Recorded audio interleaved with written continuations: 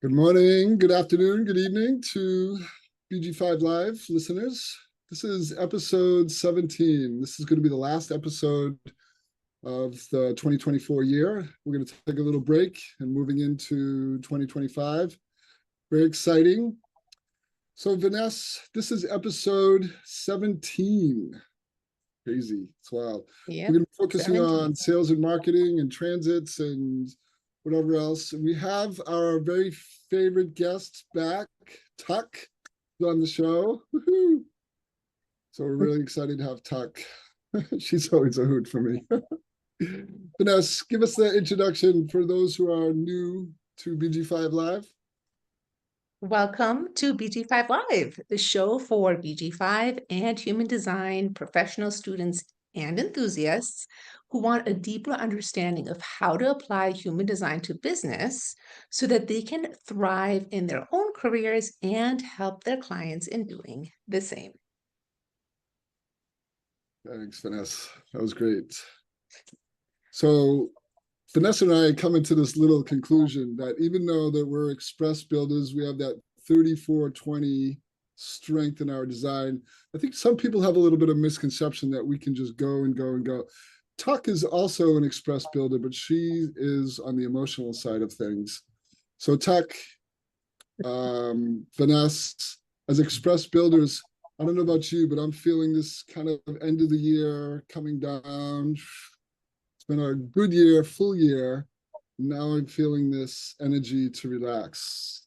How about you two? You feeling the same or bundle of energy? Oh, yeah.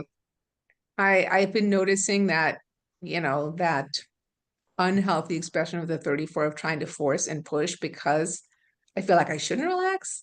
And then I recognize it and I relax. Awareness is key.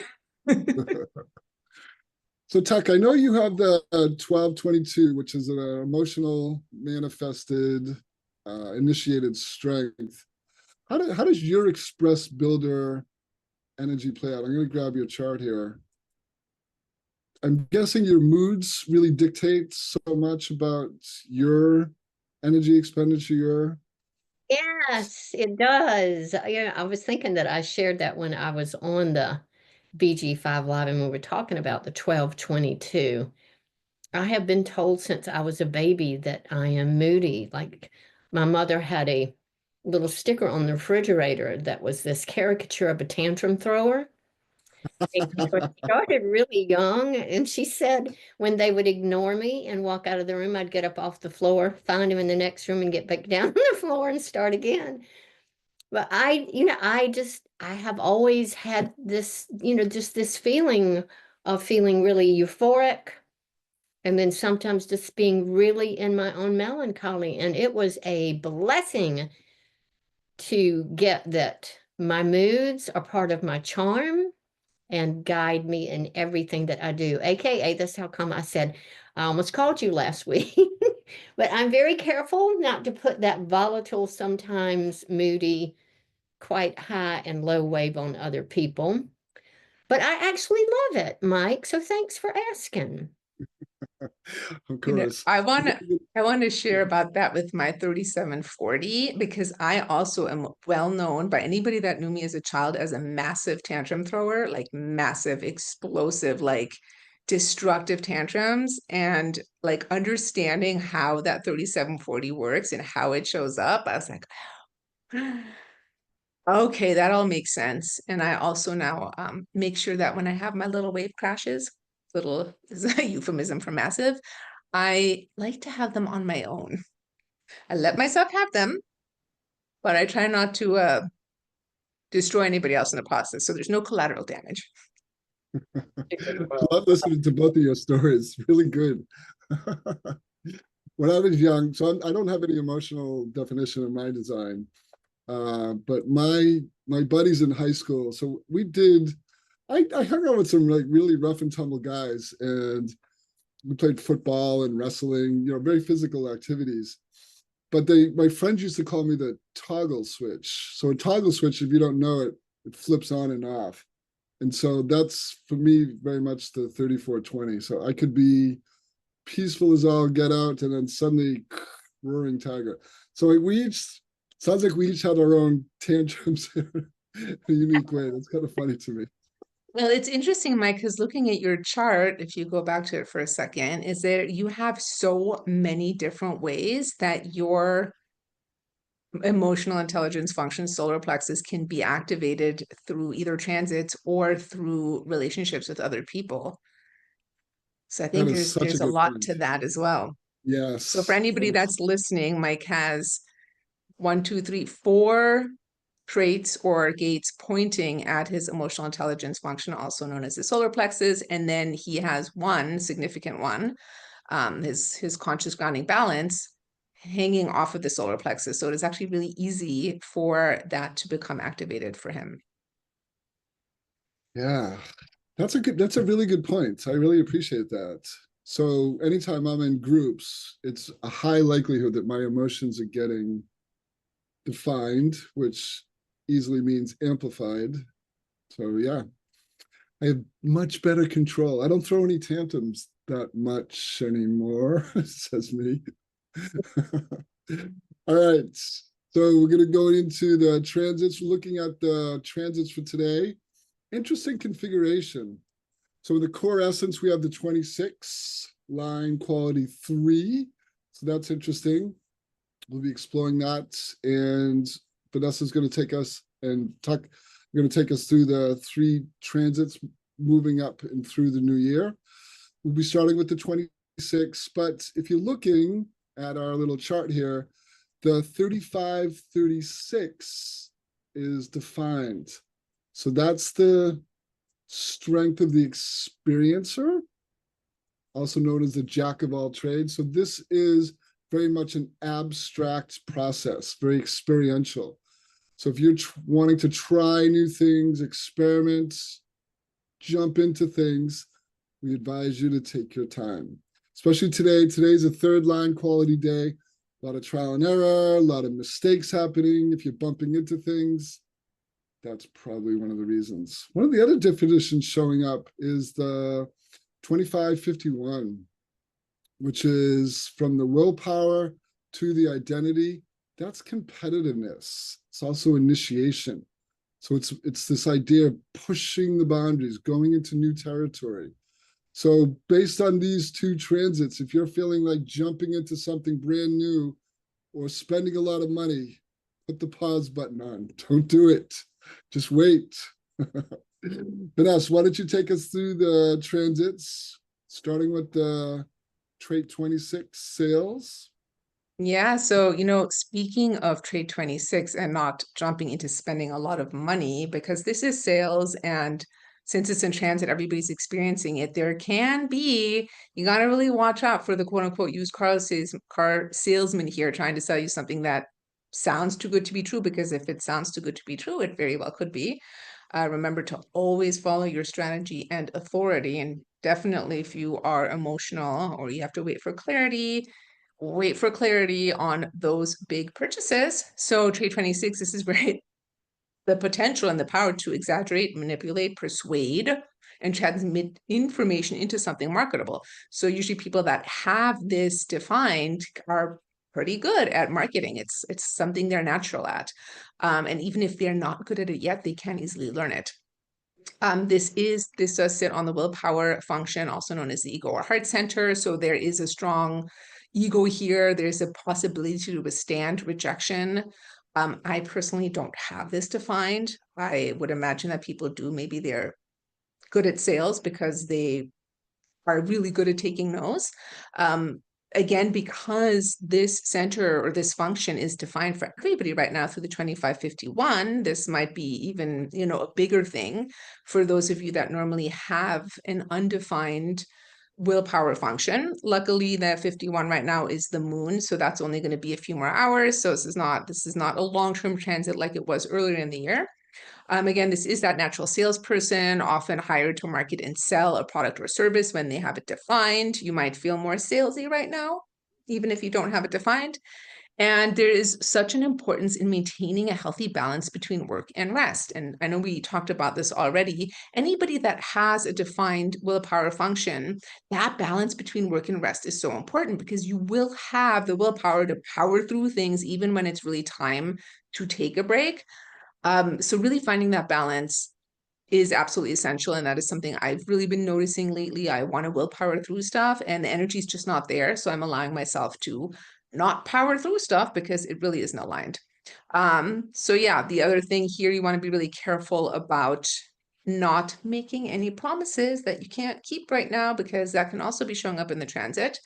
So in order to, maintain influence with others, it is important to only make promises that you can keep. And I would love to hear everybody else's feedback on this and your experience. I have one main experience, but I'd love to hear, Tuck, your thoughts on the 26. Yeah, I'll beat everybody. That was good. I have an open willpower function.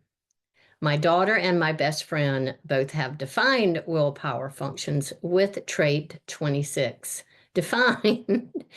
And they are two of the most persuasive, delightfully manipulative people that I know in terms of, so I'm speaking from someone who is conditioned by the trait and the defined willpower function. We used to say about my daughter when she was a teeny little girl, I think I shared this earlier, that she was going to be able to sell anything when she grew up. We needed to put a little chastity belt on her. But my best friend, like, when she is selling something to me, I can tell that it's coming from the purity and the innocence of her heart versus ego, like having the trait open, undefined. I can really tell the difference between someone who is literally selling me from the ego versus someone who is selling me and it's coming from the purity of their heart. So that's been an interesting experience on my end. But their love, their capacity to do that, to sell naturally, it's gobsmacking to me. Like, I can't sell things. I have to only do it because my heart loves it or I'm compelled to do it. But if you ask me to go sell something, it's like I start tripping over my words and I can't get it out. But watching people with this trait defined, they're spectacular to me. Yeah, that's what I have to say about trait 26. It's a good, Can those are we good create stories. can we create a new BG5 course for sales that's called Delightfully Manipulative? That was just the best talk, and I feel like that needs to be turned into some kind of a program. Delightfully Manipulative. I don't know about you, Mike, in your classes. I mean, I know y'all been in some together, but this was a trait that people get highly resistant to hear about because of the word trickster and manipulative. And so maybe that's where I came up with that too, because I am quite Pollyanna, as we'll find out with trait 11. I am Pollyanna of possibilities. Okay, I'm complete. My mom had the whole 2644, so I grew up with this energy pretty much my whole life.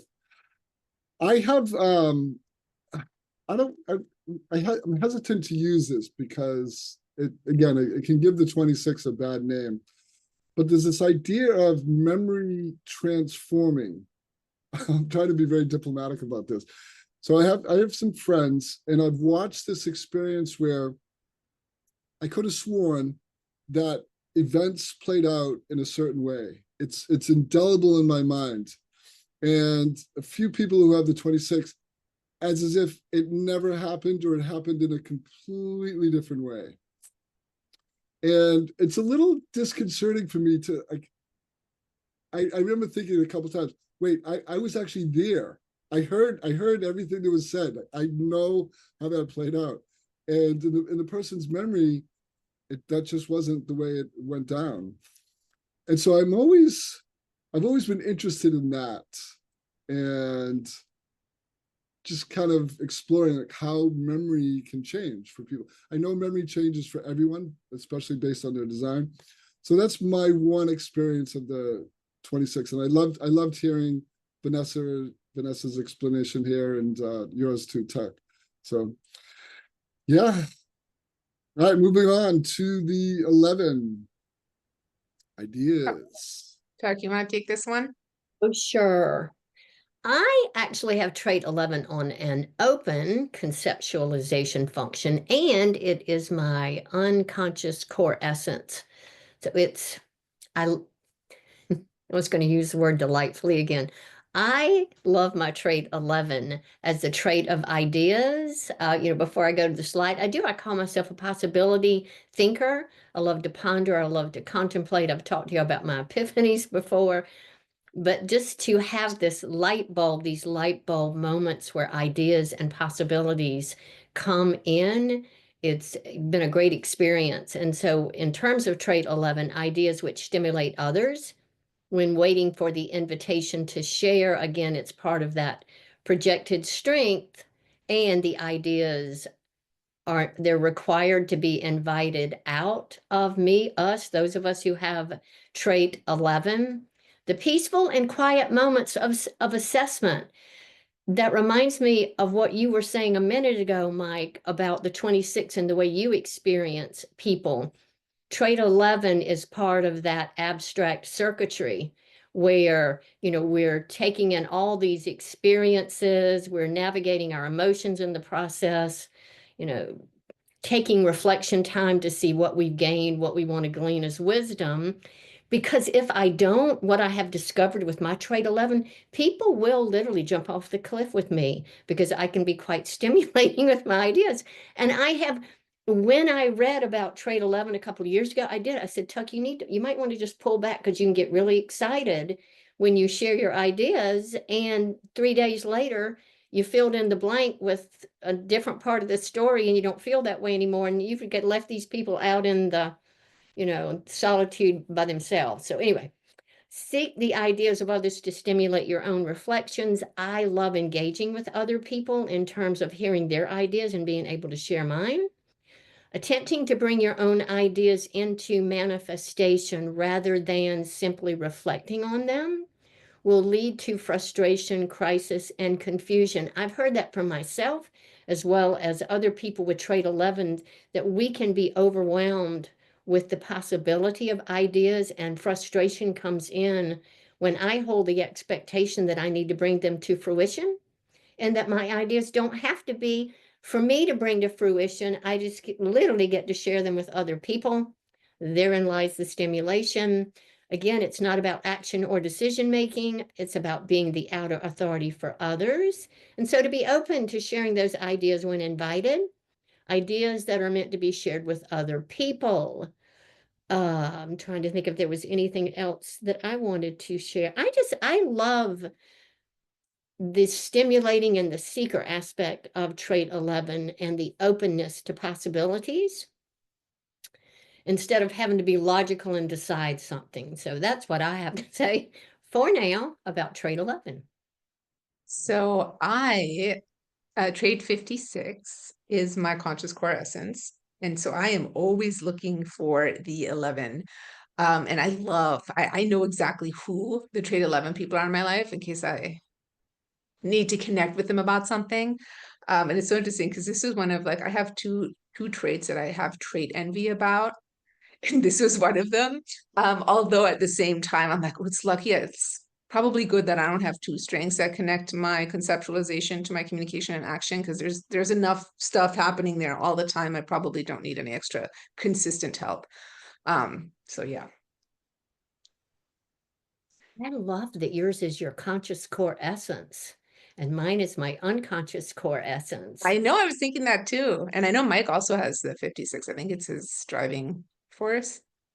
Yeah. Look at So there. I was thinking about this connection with and Vanessa, both you and I experience this. So the 3420 in BG5, we call it the strength of charisma. But in human design, there's also a tagline where thoughts become deeds, a design where thoughts must become deeds. So there's something about the 34 that seems to generate a lot of energy. And if you have the 56, again, this is my experience, and Vanessa, you probably experienced it too, similar. I generate ideas like no one's business. It's just all the time, just kind of popping. And one of the things that I discovered, I wish I discovered this earlier because it would have saved me a bunch of time and grief, which is just because you have an idea doesn't mean you actually need to do anything with it. No matter how amazing the idea seems, and believe me, I've gone down that road. So you have these ideas like, oh, I actually have to do something with it. So as Tuck was probably mentioning, this idea that the ideas are in our head, so there's no energy there. And so unless you're actually using some part of your inner authority to say, okay, this idea needs to come into being, just leave it be. Literally just leave it be, or share it with someone and maybe they take it and run with it.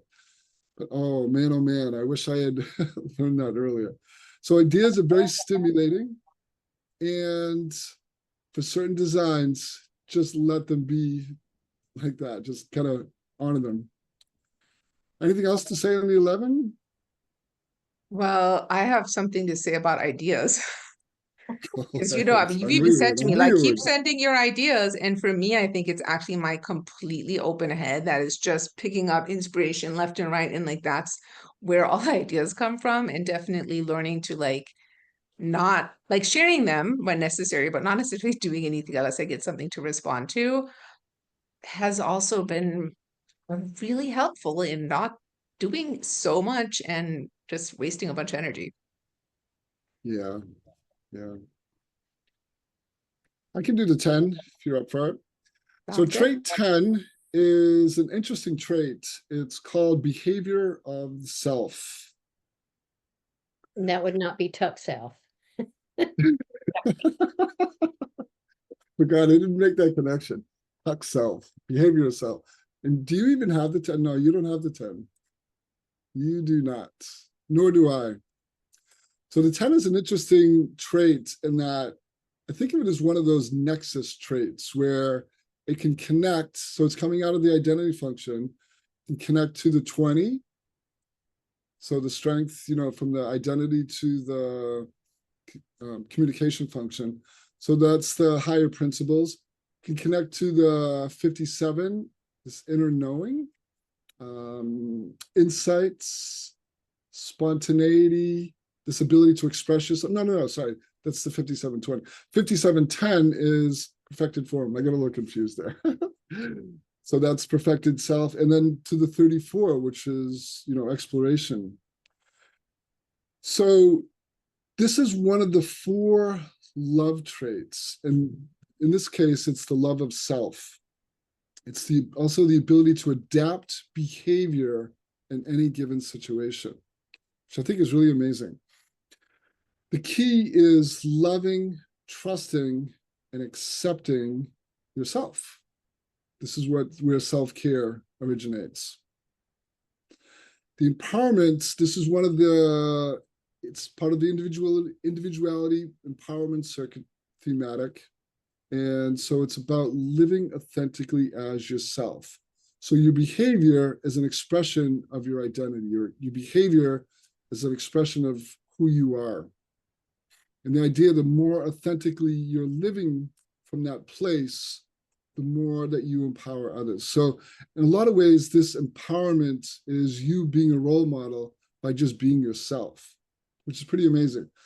So empowering, this is also about empowering others to love and accept themselves by first loving and accepting yourself.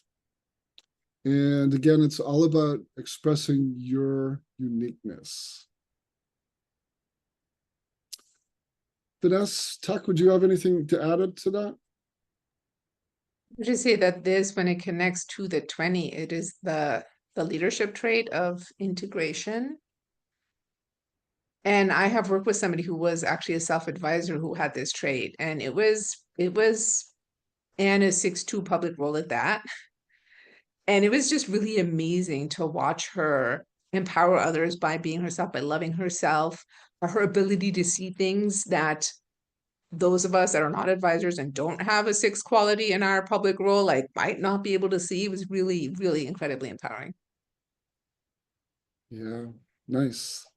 Yeah, my Tuck, daughter, Jamie has the 10 on a defined identity and direction function. And self-care, I would say, or not loving oneself is definitely a theme in her life. And I mean, we talk about it because she's had human design session when she was, in her teens. The oscillation, the duality, the behavior that fluctuates between loving her uniqueness, being present and natural to her expression versus being a victim. Like, I've told her I'm going to hand her a glass of water and I'm going to have to fill it up because sometimes she'll see it as half empty instead of half full. But that's been my experience of her, as well as my older sister who had trait 10 on an undefined identity and direction. It was, the beautiful capacity that they had to express their uniqueness and the lifelong theme of self-care, but versus that victim self-blame, others blame that would show up as well. That was kind of interesting. It's what I have to say about trait 10, behavior of the self. Yeah, that's a nice one to end on, the 10. So we talked about sales and marketing, and I know that our show that was one of the themes, but I also think given this time of year, as 2 more weeks to the holidays, so everyone, I hope your season is ending well. But I wanted to take a moment to reflect on just maybe how our year was. So we have Vanessa here, we have Tuck here, and we also have the school assistant director, Sarah, here. So I'd love to just check in with each of you. How has your year been as we begin to close? And this feels like a perfect time to be able to do that as things are winding down. Hopefully, sort of we get to rest a little bit. And so it's also a time of reflection. Vanessa, how's your year been for you? I did not know that you were going to ask this. So it's interesting actually, because I officially started the BG5 consultant certification in January. And now I'm wrapping up my final project. And we started BG5 Live this year. I TA'd for you in quite a few different capacities this year. So it's been a very big, like BG5 intensive year. And it's really cool to kind of look back to where I was with this knowledge to like where I am now and where I'm going. I also think, I have the 3740 community, and I feel like I've been very much invited into this community. Mike, you were doing a lot of the inviting into this community, which has been really cool. And so just experiencing my own design and how it has been showing up for me over this past year. Yeah, has been really fascinating. So it's been a good year. It's definitely had its ups and downs, that is for sure. But yeah, it's finishing on a good quiet note. And yeah. Thank you. That was really nice, Vanessa. Thanks for, I know that this was totally unplanned and you did a great job with it. So thanks. How about you, Tuck? How was your year looking back? Any reflections?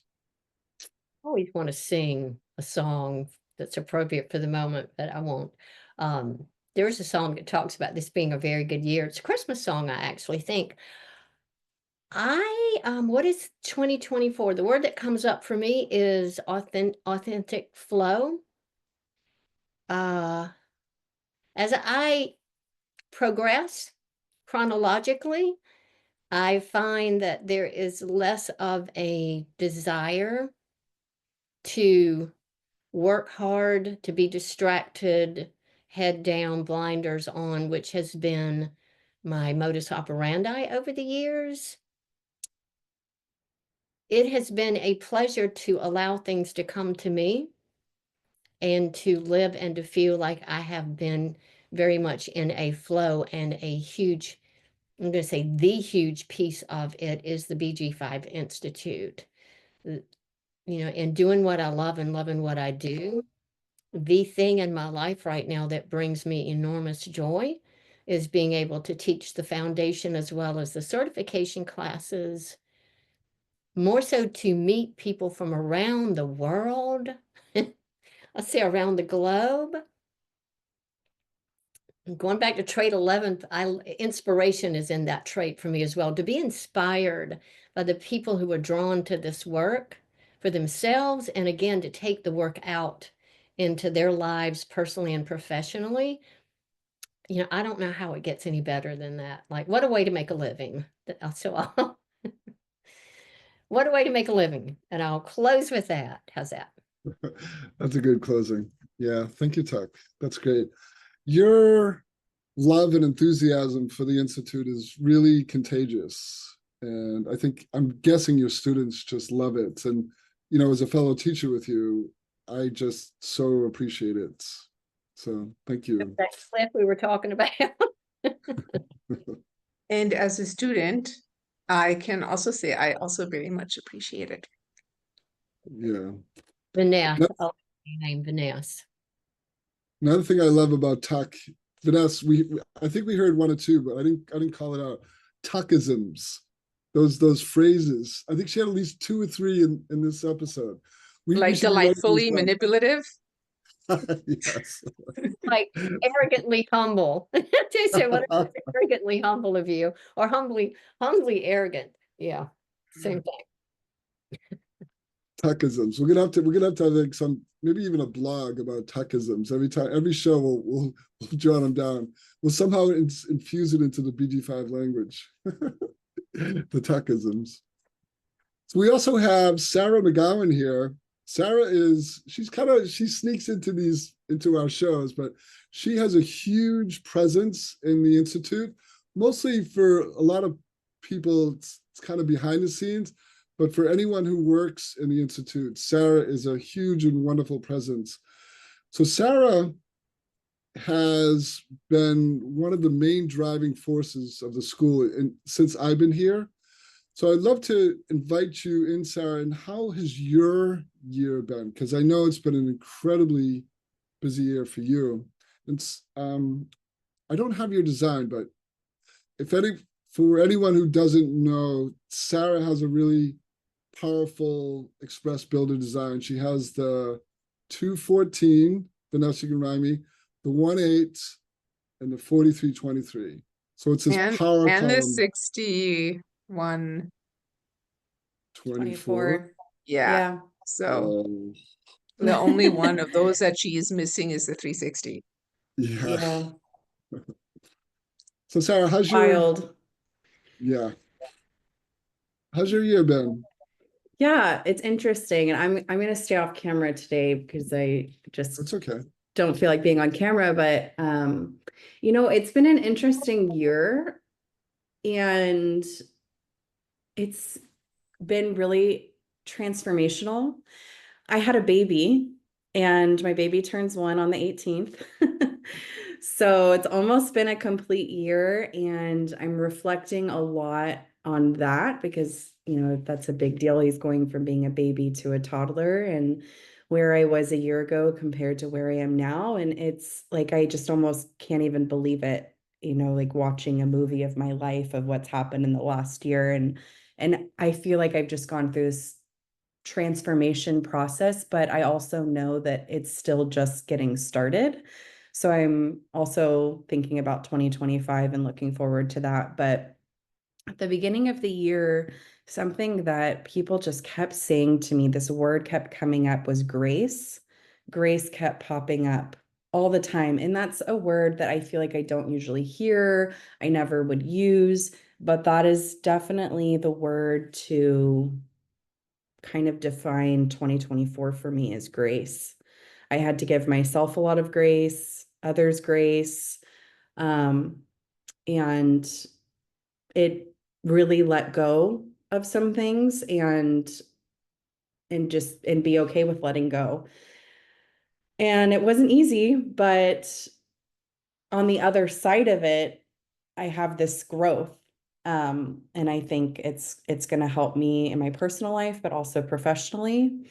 The Institute has gone through a lot of changes, and I think we're going to see a lot of growth as well. So it's just been a year of grace and transformation, and I guess rediscovering myself and who I am with 2 kids and having a career that I love, and finding that balance. And gosh, I just have to say I'm so thankful for the Institute and for this knowledge and for our amazing team because, I don't know what I would do without these connections, to be honest. It's so easy to consume yourself in motherhood, and I'm just thankful that I have a career that I just absolutely love.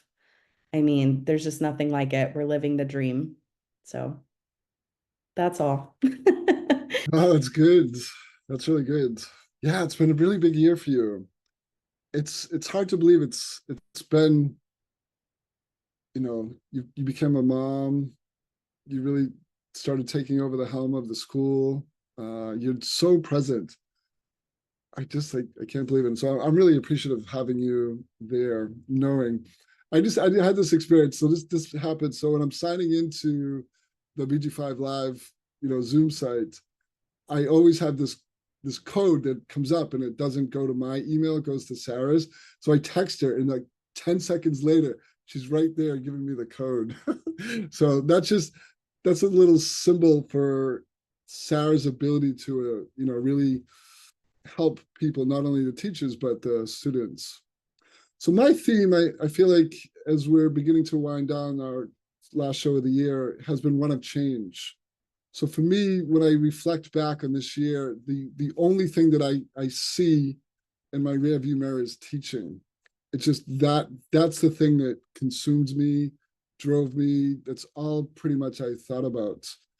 And so as a teacher, I have gone through this process of metamorphosis, I feel like over and over and over.